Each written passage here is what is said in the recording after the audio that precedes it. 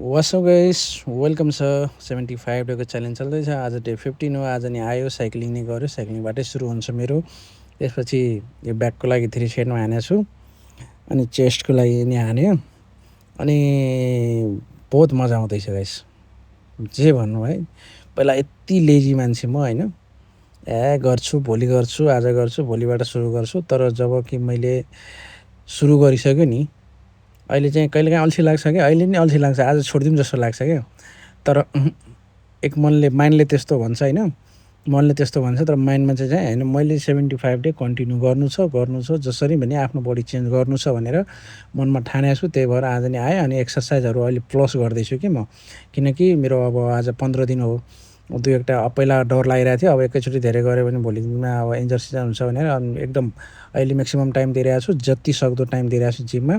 अनि एक्सर्साइजहरू पनि थप्दैछु अलिअलि साथीहरूबाट, पहिलादेखि दाइहरू गरिराख्नु छ उहाँहरूबाट सिक्यो अनि अलि यताउताबाट हेरेर जस्ट अलि थपिरहेको छु एक्सर्साइजहरू पनि।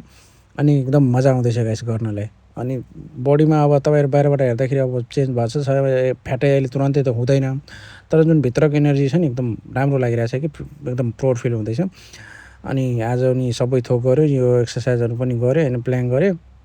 अनि त्यसपछि मलाई चाहिँ अब आज जिममा गर्दाखेरि अलिकति विकनेस फिल भइरहेको थियो क्या, किनकि 15 दिन भइसक्यो मैले कुनै डायट साइट यताउति केही लिइरहेको थिएन कि, अलिकति कमजोरी जस्तो लागिरहेको थियो। किनकि डायट त जिम गर्दाखेरि मान्छेहरू धेरै डायट यताउति खान्छ, म नर्मल त्यही हामी जसरी खान्छ नर्मल लाइफमा त्यसरी नै खाइरहेको थिएँ। तर आज चाहिँ के अलिकति कमजोरी फिल भयो, लस ठिक छ आज कहिले डायट खानुपर्छ भनेर पसल गएँ। अनि पसलमा गएर तपाईँको केरा, दुध र काजु र बदाम लिएर आएको। त्यसपछि रुम आएँ, रुम आइसकेपछि 5-6वटा केरा थियो, 2-3वटा केरा खाइदिएको। अनि त्यसपछि मिक्सरहरू ल्याएँ, रेडी पारेँ। अनि आज चाहिँ त्यो सबै मिक्स गरेर पुरै एकदम सेक बनाएर खानु विचार गरेको थिएँ। हेर्न सक्नुहुन्छ, सानो दुध, 3वटा केरा अनि काजु बदाम ल्याएँ।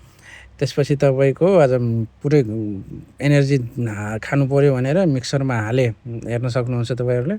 मिक्सरमा हालिसकेँ, बदाम र काजु पनि हाल्यो। त्यसपछि अब तपाईँको दुध हाल्नु पऱ्यो, दुध नि हाल्यो। अब सानै प्याकेट थियो होइन, ट्राई गरौँ कस्तो हुँदो रहेछ। अनि त्यसपछि बनेर रेडी छ, हेर्न सक्नुहुन्छ। अनि त्यसपछि बटकामा हाल्यो, अब कस्तो हुँदो रहेछ अब खाइहालौँ भनेको। त्यसपछि खाएपछि एकदम बडीलाई अलिकति जस्ट एनर्जी दिनुपर्छ, हेर्न सक्नुहुन्छ। बाँदर जस्तो खाएको थियो। त्यसपछि गेडागुडी फुलाएर राखेको तरकारी खाना बनाएँ, खाएँ।